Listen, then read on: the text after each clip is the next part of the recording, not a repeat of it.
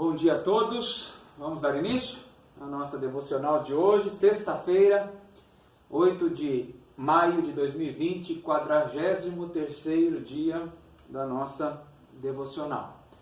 Vamos orar a Deus? Pai, nós suplicamos pela Tua vontade sobre as nossas vidas, quanto ao entendimento, a sabedoria, o discernimento que vem do Teu Espírito sobre nós, para que compreendamos o texto bíblico e apliquemos aos nossos corações. Pedimos a bênção do Senhor diante de nós que temos as nossas limitações de compreensão, de entendimento, e carecemos muito, ó Deus, do Teu auxílio nesse momento de devoção. Então, Senhor, nos segure agora, nos cative para a Tua vontade, para que possamos ler com sinceridade, aplicar também com lealdade aos nossos corações, com perdão dos nossos pecados, no nome de Jesus. Amém. Amém. Bom, nós estamos estudando as parábolas do reino e ontem fizemos uma introdução explicando um pouquinho o capítulo 13 de Mateus, que fala sobre aquelas parábolas que são denominadas como parábolas do reino. Então, conforme nós dissemos também ontem, essas parábolas do reino, que estão em Mateus capítulo 13, começando com a parábola do semeador e encerrando com a parábola da rede, o objetivo delas é mostrar de forma geral a obra de Jesus na vida daqueles que Ele tem chamado, tem vocacionado, tem escolhido. E a parábola da semente vai mostrar isso, e a da rede vai encerrar mostrando a consumação. Lá nos versículos 49 e 50, nós vemos a consumação, a colheita daquelas sementes que plantaram, deram frutos, separando das ervas daninhas. Então é a primeira vinda de Jesus, parábola da semente que vai semear, ele é o semeador, até a última parábola, todas integradas, e nós vamos estudar elas, as que estão no meio destas, e no final então a colheita. Especificamente hoje então, tratando sobre a parábola do semeador, primeiro eu quero trazer algumas considerações básicas, tá? Aquelas que nós já conhecemos, pelo menos aqueles que frequentam a igreja e já leram o texto bíblico, né? É grande o texto, então eu vou ler apenas alguns versículos, vocês acompanhem aí na casa de vocês, depois eu quero primeiro falar algumas coisas, algumas considerações bem básicas, depois quero me aprofundar um pouquinho ainda hoje. Capítulo 13, versículo 3. E de muitas coisas lhe falou por parábolas e dizia: eis que o semeador saiu a semear, e ao semear uma parte caiu à beira do caminho, e vindo as aves a comeram. Outra parte caiu em solo rochoso, onde a terra era pouca, e logo nasceu, visto não ser profunda a terra. Saindo, porém, o sol a queimou, porque não tinha raiz, secou-se. Outra caiu entre os espinhos, e os espinhos cresceram e a sufocaram. Outra, enfim, caiu em boa terra, e deu fruto, a 100, a 60 e a 30 por um. Quem tem ouvidos para ouvir, ouça. Vá agora para o versículo 19. A todos os que ouvem a palavra do reino e não a compreendem, vem o maligno e arrebata o que lhes foi semeado no coração. Este é o que foi semeado à beira do caminho. O que foi semeado em solo rochoso, esse é o que ouve a palavra e a recebe logo com alegria, mas não tem raiz em si mesmo, sendo antes de pouca duração. Em lhe chegando a angústia ou a perseguição por causa da palavra, logo se escandaliza. O que foi semeado entre os espinhos é o que ouve a palavra, porém os cuidados do mundo e a fascinação das riquezas sufocam a palavra e fica infrutífera. Mas o que foi semeado em boa terra é o que ouve a palavra e a compreende. Este frutifica e produz a 100, a 60 e a 30 por um. Então, como eu disse, É um texto conhecido, né? Acho que foi uma das primeiras parábolas que eu aprendi quando era criança ainda, porque falava das sementinhas que caía fora do caminho, a do solo rochoso, a dos espinhos e a da terra fértil, a da boa terra. Então, algumas coisas que nós já sabemos, mas é bom ser dito, até para confirmar e nós refletirmos também. Eu digo básico porque o texto mesmo já explica, né? Por exemplo, o semeador é Jesus, tá? A semente é a palavra de Deus e o terreno são os corações. Dá para ver isso facilmente aqui nesse tempo. Jesus como semeador, a palavra do reino como a semente e o coração, o terreno. Dentre esses terrenos, né, que simbolizam os corações, são 4 os tipos. O terreno que nem é terreno, na verdade, porque caiu à beira do caminho, do sulco, onde se jogava sementes, né? Esse caiu até fora do terreno, mas vamos considerar, né? Aquele que caiu à beira do caminho nem é terreno. É aquele coração completamente duro, que nem dá ouvido à palavra de Deus. O terreno de solo rochoso é aquele que tem uma pequena terra por cima, mas muito pouquinho. Abaixo é duro, rochoso, então a raiz não afunda, né? Não cresce para dar resistência. Então simboliza o coração daqueles que se alegram um pouquinho, mas em vindo as tribulações, o sol, né, não tem raiz, então seca e logo cai. O terreno espinhoso simboliza aqueles corações que simpatizam-se com o Evangelho, mas as coisas da vida, do mundo, são mais prazerosas. Então, os fascínios do mundo acabam atraindo mais, mesmo que essas pessoas tenham alguma simpatia por Jesus. Não vão frutificar, né? Os espinhos sufocam, ou seja, abraçam mais essa semente e não deixam com que ela se desenvolva para o reino. E a última, que caiu em boa terra, em terreno fértil, é aquele coração receptivo ao Evangelho que cresce e dá muitos frutos, conforme diz aqui no texto. Bom, simplesmente eu expliquei alguma coisa que o texto já diz, por isso eu disse que isso é básico, né? Mas é bom nós refletirmos, né, sobre esses tipos de coração através dos terrenos. O que eu queria estudar um pouquinho sobre essa primeira parábola é o que está implícito nela, tá? Uma perspectiva mais teológica do que está sendo exposto aqui por Jesus, considerando, é claro, a teologia reformada, que é a que nós seguimos.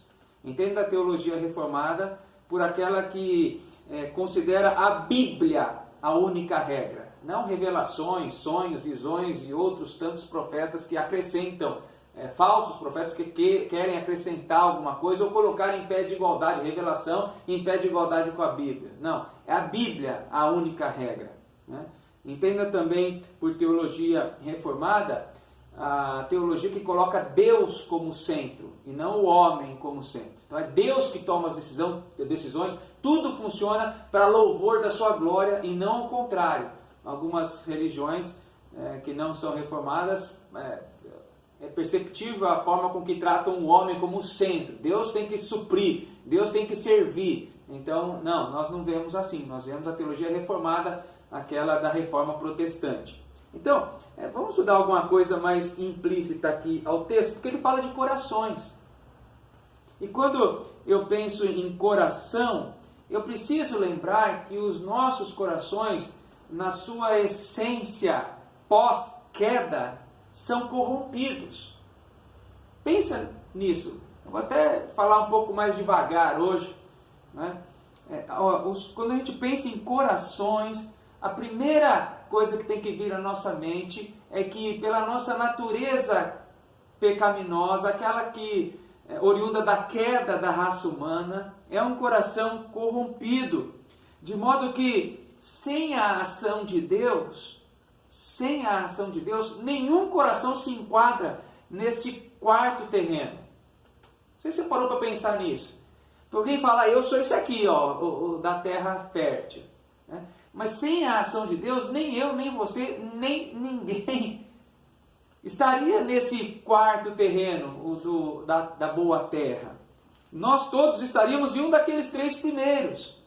Ou naquele que caiu à beira, nem caiu em terreno nenhum, né, à beira do caminho, ou do solo rochoso, ou do solo cheio de espinhos, porque o nosso coração, após a queda, ele ficou corrompido. Então, a parábola começa a ficar bonita e mais interessante, porque ela fala, na verdade, sobre eleição. Sobre eleição. Olha comigo, para nós lembrarmos de algumas coisas. Primeiro, a Bíblia diz que após a queda no Éden, todos nós ficamos corrompidos em pecado. Está lá em Romanos 5,12, quando diz que por causa de um homem, todos foram contaminados em pecado. Romanos 3,23 diz que todos pecaram e estão então destituídos, afastados da glória de Deus. E o nosso coração, então, a partir daí, conforme Jeremias 17,9 diz, ele é enganoso, é um coração enganoso e desesperadamente corrupto. Ele não é corrupto, ele é desesperadamente corrupto. Então, se não existisse Jesus e o sacrifício, a graça sobre nós todos, toda a humanidade estaria caída, corrompida, rumo ao inferno. A condenação é consequência da desobediência, da queda. Então é preciso nós pensarmos nisso. Que sem a ação de Deus, só teria 3 terrenos para nós estarmos. O que caiu à beira do caminho, o rochoso e o espinhoso. Logo, sem a vivificação pela graça, todos nós continuaríamos mortos em pecados. Tá? E o morto não faz nada por si mesmo. Por isso, não existe uma auto-ressurreição. Como as pessoas falam, eu escolho agora o que eu quero para mim. Não. Efésios 2,1 diz que Ele nos deu vida quando nós estávamos mortos nos nossos delitos e pecados. Ou quando o coração nosso estava morto, sem bater mais. Espiritualmente falando, é claro. Ele nos deu vida. Acontece que a graça, da salvação, a vida, a vivificação, não veio sobre todos, como alguns pensam. Veio sobre todos, basta eu crer agora. Não. A vivificação não alcançou todos. A graça da salvação, a graça comum sim, está sobre toda a humanidade. A graça especial, a salvação, foi destinada apenas aos eleitos. Apenas aos eleitos. Mateus 1,21, quando o anjo anuncia para Maria e José, para José, do nascimento do filho, diz lá, ela dará à luz a um filho e lhes porás o nome de Jesus, porque ele salvará o seu povo. Veja, Jesus não veio para salvar todo mundo. Jesus veio para salvar um povo específico, que não é judeu ou gentio, mas aqueles eleitos, escolhidos de todas as tribos, povos, línguas e nações.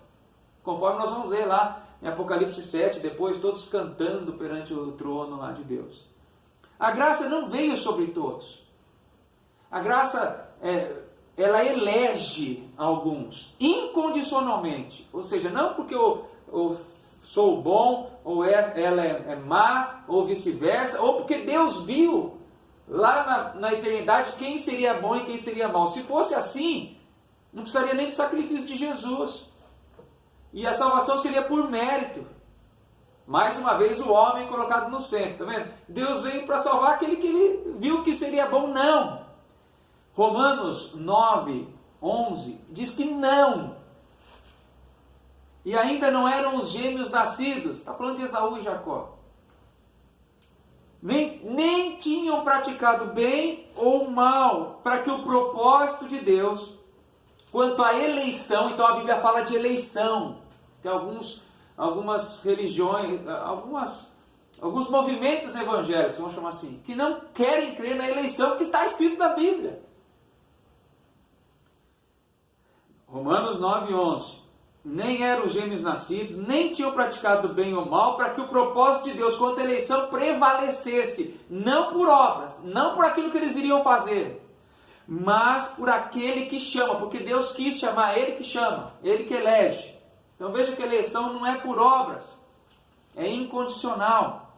João 15,16, não fostes vós que escolhestes a mim, pelo contrário, eu vos escolhi a vós outros, e vos designei para que vades e deis frutos. Então, não é que Deus viu quem seria bom. Não. Ele escolheu e determinou que vades, que eu ou você, nós vamos e demos frutos.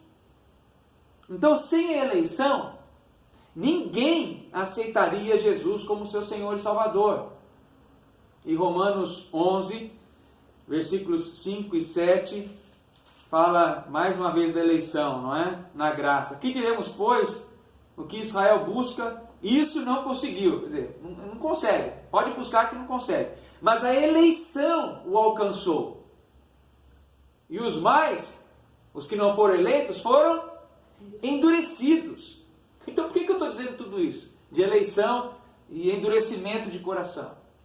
Aliás, lembra de Faraó? Deus mesmo endureceu o coração de Faraó. Falando quanto à salvação, tá? Quanto à graça. Por que eu estou dizendo isso? Porque a parábola fala sobre corações. Corações duros e coração que simboliza o terreno fértil. Mas não foi porque nós fizemos isso ou aquilo. Foi porque Ele quis semear e quis que o nosso coração fosse fértil. Tá? Porque o objetivo da parábola da semente é mostrar propositalmente, guarde isso, o objetivo da parábola da semente é mostrar propositalmente que o semeador Jesus lançou sementes até nos terrenos que eram inférteis. Porque o evangelho ele tem que ser pregado para todas as nações. Mateus 24 diz isso. O evangelho será pregado a todas as nações. Então o evangelho tem que ser pregado. Tá? 24:14. Tem que ser pregado até para condenação, para não ter desculpas depois de que não sabia. Aliás, é um sinal da volta de Cristo, a pregação do evangelho por toda a terra. Então o evangelho precisa ser pregado a todos, mesmo para condenação. Veja que a porcentagem dos eleitos é bem pequena. São 4 terrenos, mas um só é fértil. Veja a proporção do chamamento como é pequena. E veja que os corações são semeados. Então não sou o meu coração que vai lá e pega a semente para si. Ele tem que ser semeado. Logo é uma ação passiva, não é ativa. O semeador saiu a semear, diz o versículo 3. O semeador saiu a semear. Não foi o terreno que foi até lá e engoliu a semente. A ação é passiva de Deus sobre nós. Pensa na imagem do semeador. Porque Jesus está usando uma parábola, como nós dissemos ontem, que ele quer mostrar uma realidade muito clara para aquele ambiente, para mostrar uma verdade teológica. Lembra disso? Então pensa na imagem de um semeador, um agricultor experiente. Você acha mesmo que um agricultor experiente jogaria sementes fora do caminho? Obviamente não. Ele sabe que não vai dar fruto ali. E um semeador, um agricultor experiente jogaria num terreno rochoso, não araria a terra antes, não prepararia, não retira as ervas daninhas antes, com seus espinhos para sufocar. Veja, um bom semeador não faria isso num plano normal. Então Jesus faz questão de jogar em vários terrenos, até para mostrar que existem terrenos que não vão aceitar mesmo, propositalmente, para mostrar o evangelho da graça, da eleição na graça em Cristo Jesus. Para mostrar que é Ele que chama. Ele pode jogar em vários lugares, mas só vai vingar aquele que Ele preparou o coração. As demais parábolas do reino, por isso que essa é a primeira do reino, porque é a semente lançada num coração bom. As demais parábolas do reino vão seguir falando desses que caíram na terra boa. Daqui para frente nós vamos falar desses que são o terreno fértil, terra boa. E Deus então vai responsabilizar agora esses da terra boa para desenvolver. Porque veja que diz aí no final do texto que vão dar fruto de 100, 60 e 30, vão multiplicar. Mas guarde isso. O desenvolvimento da salvação então, que vai se discorrer nas demais parábolas, mostra que nós somos terreno fértil de Deus. Tá? 2 Pedro, eu encerro com esse versículo, 2 Pedro 1,10. Tá? 2 Pedro 1,10. Vamos ver se nós somos esse que foi semeado em terra boa, Mateus 13:23, que ouve a palavra, compreende, frutifica, produz. 2 Pedro 1,10 diz: por isso, irmãos, procurai com diligência cada vez maior confirmar a vossa vocação e eleição. E eu confirmo a minha vocação e eleição produzindo, frutificando. E é isso que nós vamos ver daqui para frente nas demais parábolas. A próxima parábola, por exemplo, já vai começar a dizer sobre os frutos daqueles que foram semeados em terra boa. Eleição, escolha. Nós não sabemos quem são os escolhidos. Quem sabe através dessa mensagem o Espírito está falando ao seu coração. E hoje você seja terra boa, mas não porque você quer. Porque Deus preparou hoje, o dia de hoje para você. E eu queria cantar um cântico que fala sobre isso, que nós somos povo escolhido, tá? Eleito por Jesus. Que possamos corresponder a essa eleição.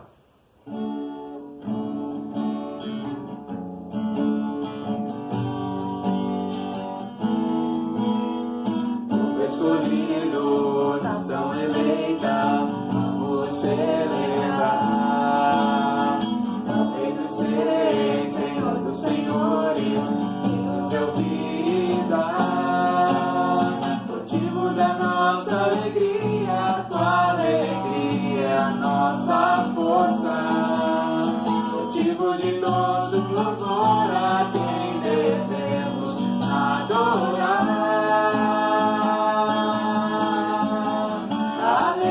O Senhor é nossa força, teu consolo, esperança e paz completa. A alegria do Senhor em nossas vidas transforma todo o nosso choro em uma festa. A alegria do Senhor é nossa força, teu consolo, esperança e paz completa. A alegria do Senhor em nossas vidas transforma todo o nosso choro em uma festa.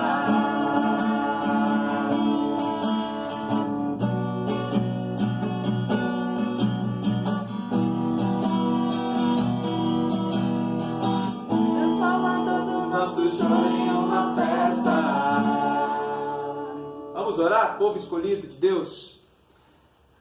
Senhor, nós nos colocamos diante de Ti, Deus, agradecidos e felizes, ó Deus, porque nós fazemos parte, Pai, desse povo escolhido por Ti, ó Deus. Agradecemos, ó Deus, porque um dia, ó Pai, o Senhor, ó Pai, mesmo a gente não merecendo, ó Deus, o Senhor nos escolheu para que pudéssemos, ó Pai, ser Teus filhos, ó Pai, Teus servos, ó Deus, e queremos, ó Pai, aqui na terra, ó Pai, honrar, ó Pai, e louvar o Teu nome, ó Pai, e Te glorificar. Especial nesse dia, Deus, nós Te agradecemos pelos aniversariantes, Tiago Marins, Pai, que o Senhor continue abençoando a vida dele, como pai, como esposo, ó Deus, e como servo do Senhor, para continuar testemunhando, ó Pai, e glorificando o Teu nome, ó Deus.